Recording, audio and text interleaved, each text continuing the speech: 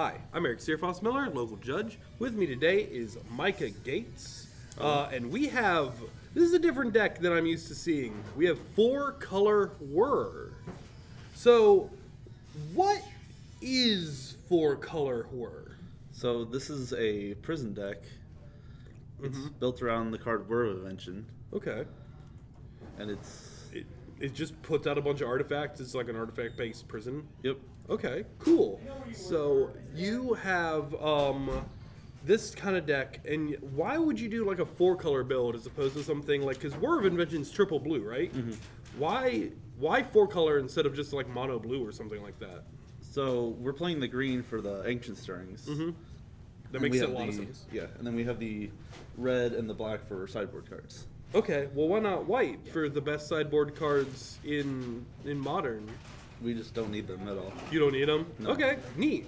Well, let's look at the deck. All right. So, obviously, first card we have here, Whir of Invention. Triple blue and X, and it has Improvise. Now, what is that ability? So it's like Convoke, where you can have your artifacts for the mana cost. Okay. And then this searches up any artifact in the deck. That's really, really useful. So what do you find yourself searching for the most? So the most often card we're gonna get right here is Ensnaring Bridge. Okay. So this says that creatures with power greater than cards in your hand can't attack. Okay. Yeah, that's really good. And there you have 4 of them in your main deck, which that's normally a sideboard card, but we're seeing it right here because then you just don't die to most things, right? Yes, this is the most often win condition. Okay. And then as far as searching things up, Ancient Stirrings, of extraordinarily powerful card. You can get any colorless card off of the top 5 of your deck. Yep.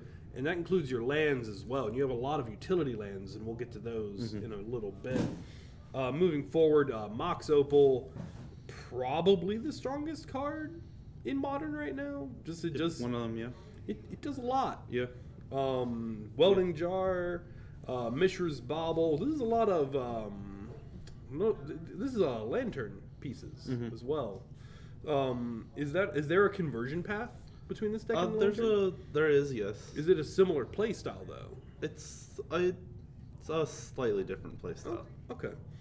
Mishra's Bauble lets you look at the top card of either player's library. You draw a card at the next upkeep. Now we're really seeing where the prison bits come in. Playset of Chalice, 3 engineered explosives, and then the aforementioned Ensnaring Bridge. This is some madness going on right here. How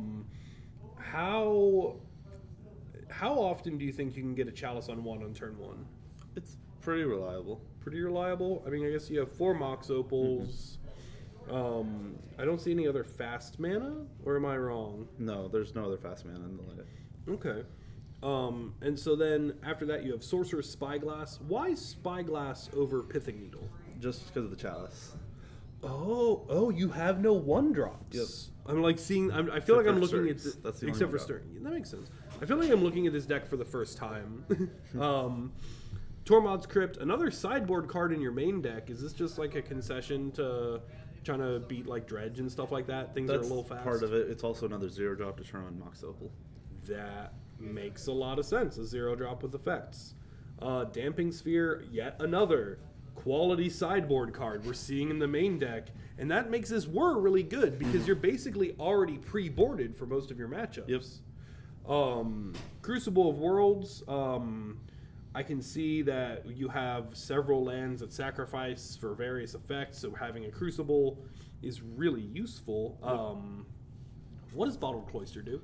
So Bottled Cloister says at the beginning of each opponent's upkeep, you remove your hand from the game face down, and that at your upkeep, you return it to your hand and draw an additional card. Okay. So you basically can't be thought seized. Yep. And you draw an extra card. It also has the nice bonus with the Ensnaring Bridge, where you have no hand during their turn. That's really good. And then you have a hand for your turn. Yep. Last artifact, last spell I'm seeing here is this Witchbane Orb. Yep. You have Hexproof, and then When it enters, you destroy all curses attached to you. How often have you destroyed a curse with this Witchbane Orb? Only once. Really? What was it? It was a what's it called? The mill enchantment. Oh, the Bloody Tome. The other one. Oh, I have no idea. Anyway, that's Yeah. fine. I'm just glad that line of text saw relevance. So I'm looking at all these spells. How do you win the game? So, the game one, you're not so much trying to win, you're trying to not lose. Okay. So you're trying to lock your opponent out of the game, basically. All right. Now, there is one win condition in the main board. All right. That's this right here.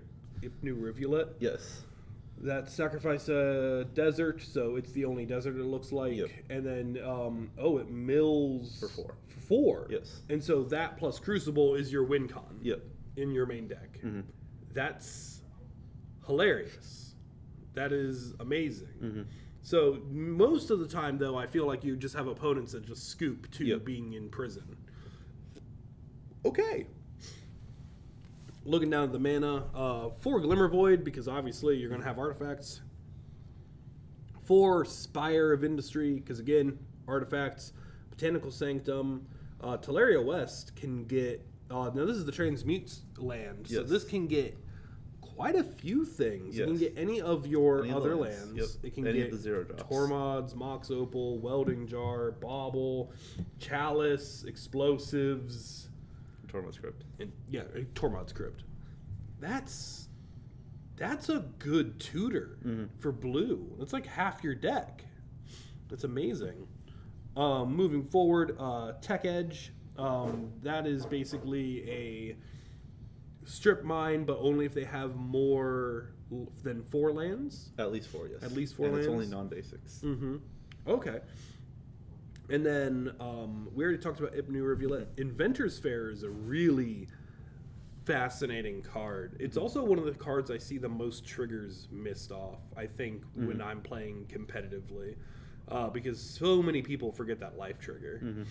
And that's another tutor to get basically any card. I feel like this deck is just nothing but ways of getting exactly the card you need, and then the cards you need.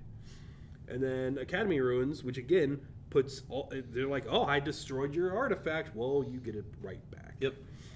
Which is pretty amazing. Well, let's move over to the sideboard. All right. We have 2 more Sorcerer's Spyglass, so Yep. nothing really exciting going on there. A playset of Spellskites. Yep. Why 4? Why is this card so important to your game plan? So this card comes in a lot of matchups. So any of the creature matchups, and any matchup you think they're going to blow up, try to blow up any of your artifacts. Because as the cool text, you pay 1 blue Phyrexian, and you can change the target of any spell or ability to the Spellskite. Okay. So like they're like, oh, I'm gonna blow up your thing. You're like, aha, Spellskite. Okay. Torpor Orb deals with ETB shenanigans. Grafdigger's Cage deals with graveyard shenanigans. What's the Revoker? So this is basically just KCI. Ah, so you basically just say Kirkland Ironworks, and then the deck stops working. Yes, because this says activated abilities can't be activated, whereas the Spyglass would say mana, unless they're mana abilities. Ah. So this actually stops KCI. Okay. And then this size seems to be an alternate win con. Yes, so these cards right here are alternate win conditions that you bring in. Okay, so size, whenever you play an artifact, you make a 1/1 Thopter.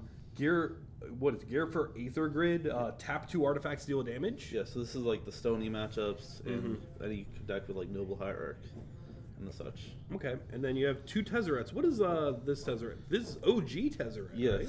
so this one can plus to untap 2 artifacts. You can -X to search for any artifact and put it directly into the battlefield. Okay. So it's just like another Whir. Okay. And then it's ultimate, make sure artifacts all 5/5s.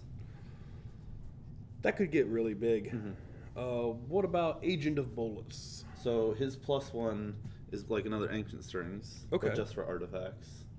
His -1 turns one of your artifacts into a 5/5, and then his minus deals damage to them to twice the number of artifacts you control.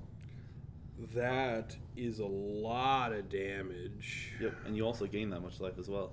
That is absolutely insane. So, If you were to suggest someone pick this deck up, what would be the best resource on learning how to play this deck? You would, I would suggest looking at Michael Coyle, who's known as Susurrus MTG online. He's the creator of this deck. Okay, and then and then you can find him, and he'll have some sort of resources for that. Yep, you can find him on Twitch at Susurrus MTG. Awesome. And then, why would you want to play this deck over other decks in Modern? If you enjoy just prison decks or just artifact decks In general? just the like alternate win conditions. Yeah, this is definitely an interesting pile of cards. Do you have any other closing remarks or anything you want to say? No, I think that's all. Well, Micah, thank you very much for coming on the show again. Thank you for having me. Again, my name is Eric, I'm Micah. and we'll see you next time. Goodbye.